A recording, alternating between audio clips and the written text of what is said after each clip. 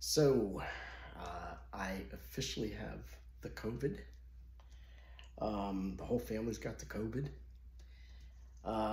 So I want to go back a bit. So I haven't felt well the last couple days, but I'm feeling, I'd say 10% better each day.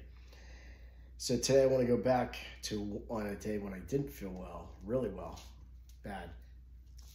The 10th, I think. This is the feast day of Blessed Aloj Zije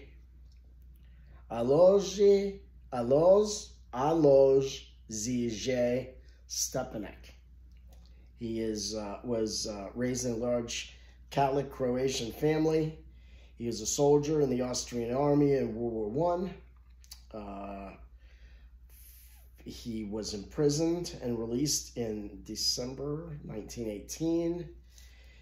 He studied agriculture, returned home to work, considered marriage, but realized the call to the priesthood and began his studies in 1924.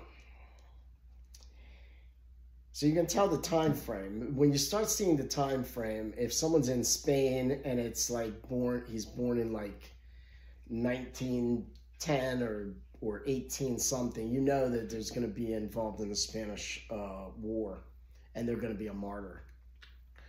But anyway, you can tell this is going to be during World War II, and he's going to possibly be a martyr. He studies theology in Rome, becomes a parish priest. He worked in poor neighborhoods, especially in poor neighborhoods. He was a co-adjunctor, archbishop of Zagreb. He succeeded the archbishop in 1937, so we're getting like World War II problems. In 1936, the rise of Nazism prompted Stepanek to support a committee helping people flee the Reich. He instituted the Action for Assistance to Jewish Refugees in 1938. He was a great defender of human rights, regardless of race, religion, nationality, ethnic group, social class. And the why I think this is important is today he would have been also, this is there seems to be parallels to me. During the war, he helped hide countless people, mainly Jews, in monasteries and other church property. Some remained there throughout the war, so for probably 6, 7, 8 years. By 1945, Yugoslavia had replaced the oppression of the Nazis with the oppression of the communists. A biographer wrote about Stepanek that he treated the new authorities in accordance with the gospel, but fought for the rights of the church and the interests of Croatians. After publishing a letter denouncing the execution of priests by communist militants, he was arrested for the first time. Following the archbishop's release, Yugoslavia's new leader, Joseph Tito, tried to persuade him to have the Catholic Church in Croatia break from the Roman Church. The bishops of Yugoslavia issued a pastoral letter in September 22, 1945, in which they referred to promises made and broken by the Belgrade government to respond to the freedom of their conscience, freedom of religion, and private ownership of property. Bishop demanded freedom for the Catholic press, Catholic schools, religious induction. The state-run media launched an immediate attack on him and on the church, and him by name. He was tried in September 1946 for defending the unity of the Catholic Church in Croatia and its unity with Rome. The Pope objected to this show trial, and the members of the Jewish community in the United States protested, saying, "This great man has been accused of being a collaborator of the Nazis. We Jews deny this."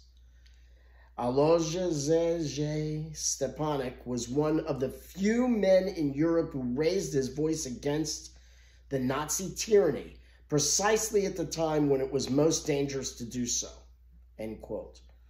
On October 11th, he was sentenced to 16 years of hard labor and the loss of his civil rights. So he was 49 years old. He'd have gotten out of labor and when he was 62 years old. That was 1946. In December 1951, ill health forced the authorities to move Stepanek from prison to house arrest, which is surprising because oftentimes when you're reading about the saints, they'll just leave them in prison and let them die there. Or they're usually just, why not just finish the deal? But apparently, through some grace, they decided not to do that. He was created cardinal in 1953. This apparently was too much for the Yugoslav regime, who promptly broke diplomatic relations with Rome. He retained his position and maintained his stance against the bullying government, Stepanek, until his death, which may have been a murder to eliminate an annoyance to that government. So this guy had been a thorn in their shoe, a pebble in their shoe for a decade or more. It says here he died in 1960, born in 1898, so he died at 62 years old. Suffered from polycythemia rubra vera and thrombosis of the leg and bronchial catarrh, whatever. It says he may have been poisoned as arsenic was found in his bones during the beatification process.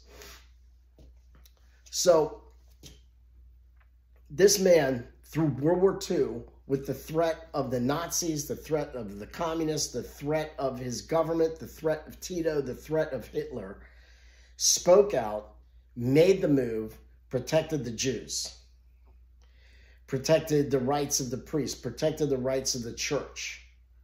He spoke out boldly and paid for it. He suffered for it. 5 years in hard labor.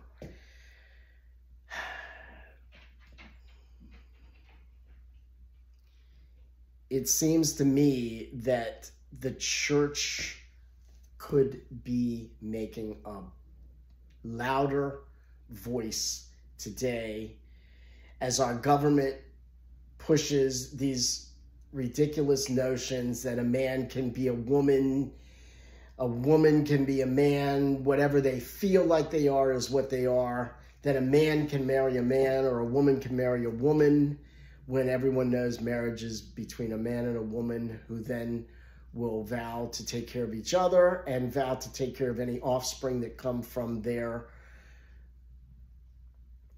relationship.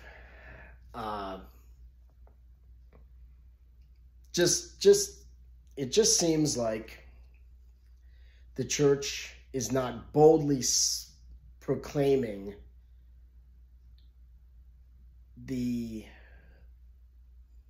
is not boldly proclaiming and this man Stepanek Alojzej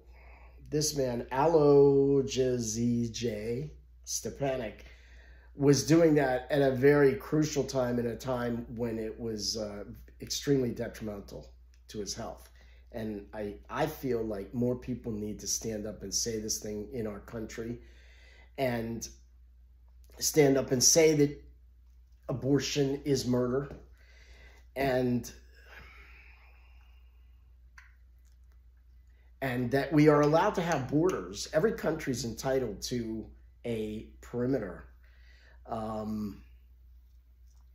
Yes, we have to be welcoming, but we don't have to welcome 1 billion people from all around the world into our country. That's not, the church doesn't require that.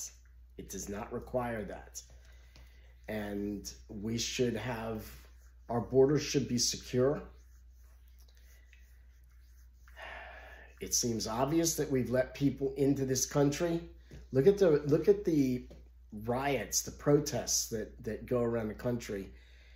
It seems clear that we've let people into the country who don't want to integrate into our country, but want to turn our country into what they want.